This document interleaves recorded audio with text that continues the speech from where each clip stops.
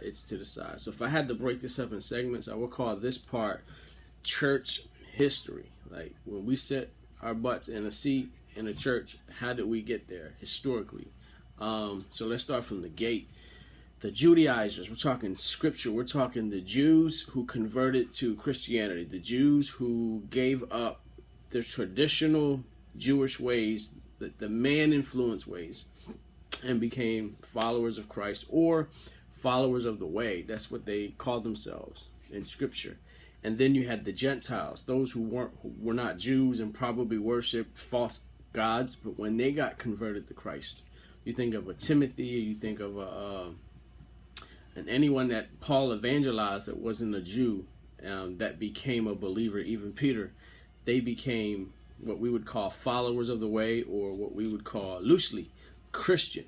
That was not what they called themselves, that's what they were called, followers of Christ. So you have the Judaizers that became followers of the way. That was, dates say that like back in 1054 AD. I can't count that far, so I don't even know how far that is. From there, you look at the book of Colossians, you look at Colossians is a big one. Some sprinkles of it in the book of Ephesians. It deals with Gnosticism. Gnosticism is a false belief that this deals with knowledge mainly, and Gnosticism kind of separated the spiritual man from the physical. So whatever you did in the flesh was just deeds of the flesh, but your spirit was what God really cared about. They didn't put both things together. And so from Gnosticism you get agnostics, which they're like, we question even the spiritual part of life now. So, and then from agnosticism you get atheists, which is like, we don't even believe that a spiritual world actually exists. So the Gnostics merged the new Christian beliefs with pagan practices, and that's kind of how we get like some of the holidays that Christians don't celebrate, or we get like Jesus' birthday being on the 25th of December, because Gnosticism grew bigger. It existed, but it grew bigger when Gentiles were becoming Christians.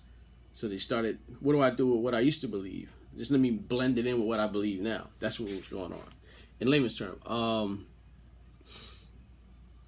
So from there, you get Gnosticism blended with Christianity. And from there, you get a group of people, and you get some people who take control and try to fine-tune that new belief system. And you get, in summary, Roman Catholicism.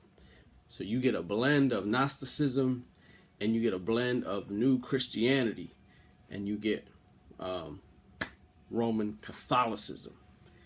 And then the people who didn't agree with Roman Catholicism, they split. And then you get Eastern Orthodox, which is what we come from, or the Protestant church, and you get Roman Catholicism. So I had these two big things, Protestantism and Roman Catholicism, all came from early Judaism and early Gnosticism. So I hope that's not confusion, but that's kind of our roots.